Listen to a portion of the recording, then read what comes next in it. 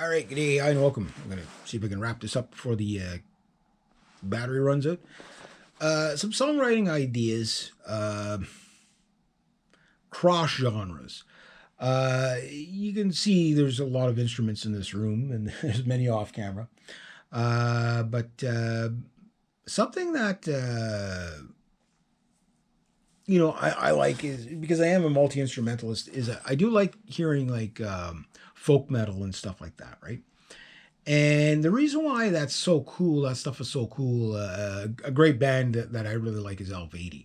For example, they got bagpipes in there, hurdy-gurdy, flutes and everything, and then, pounding 7 and 8 string guitars and, 5, 6 string basses and, all that good stuff, right? And then, it's neat to hear when, if you want to hear a really cool song, it's called,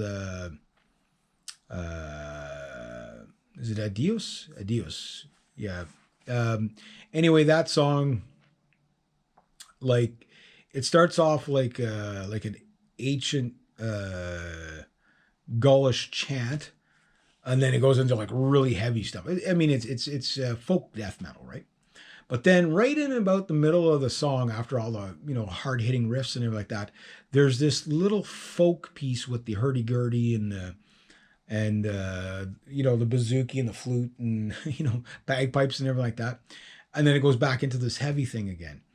And it's like there's not a lot of people that do that. Like I've heard, or like in the Periphery where what's the name of the song, Wildfire. About halfway through, it's a very long song, so halfway through they take like a little tea break or whatever, water break, in the video. And while they're doing that, there's like a saxophone piece, like a jazzy saxophone piece. And then it goes back into the metal again. And it's like, I love stuff like that because it becomes unexpected, and it's just a sign of really good songwriting where it's just like, okay, yes, you like metal, whatever, or you like country, or you like whatever. Like, I've got a song that I don't know if I'm going to be calling it a metal song or a country song. And when I get that one, hopefully I'll have that one as soon as I get my isolation headphones, hopefully early next month, or at the end of July now. I'll be getting the isolation headphones hopefully next Thursday or Friday or something like that. I'll order them up and then whenever they arrive, right?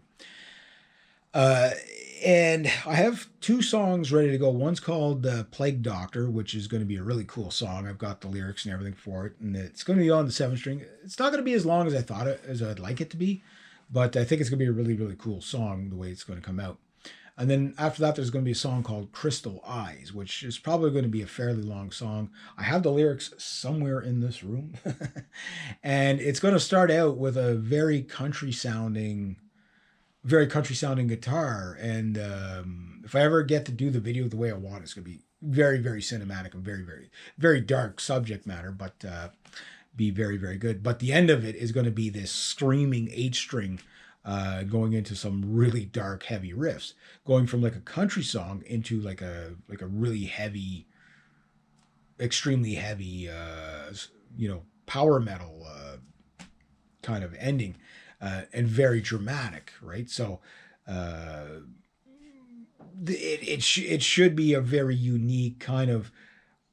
I don't know how I feel about this song kind of things where the country people like, I like the first half, but the second half, although it's really well done, I don't know if I like that. And the people that like metal be like, I don't know about the first half of the song.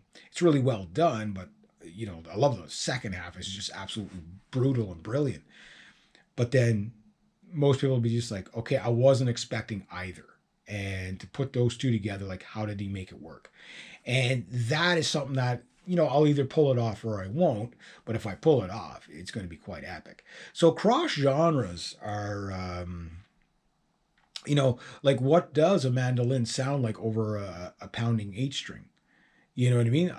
I'm curious, aren't you? Um, like it doesn't, your songwriting doesn't always have to be predictable. You know what I mean? Like you can, like the 8 string with a ukulele solo would be hilarious, wouldn't it? I'm in.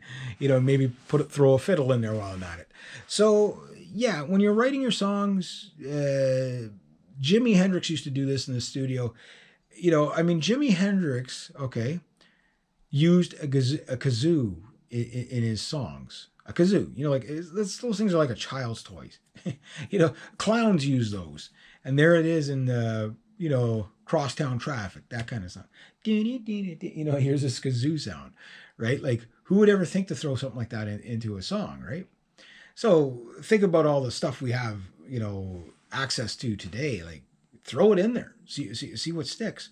And it might change the dynamic. Halfway through the song, you do like a little kind of chopped out solo section of like I say, like a folk or whatever.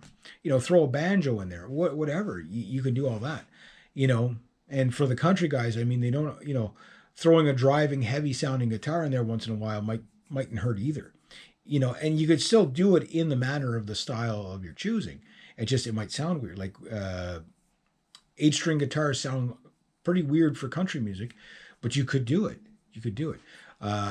You can do jazz with the 8-string guitar, pretty easily. It does kind of fall into where you would get away with that. But yeah, cross genres. When you're writing your songs, if you're having a hard time coming up with something that just really throws you to a world, like picture a song. It could be a rock song, whatever, and all of a sudden there's like a 12-string guitar solo in the middle of it.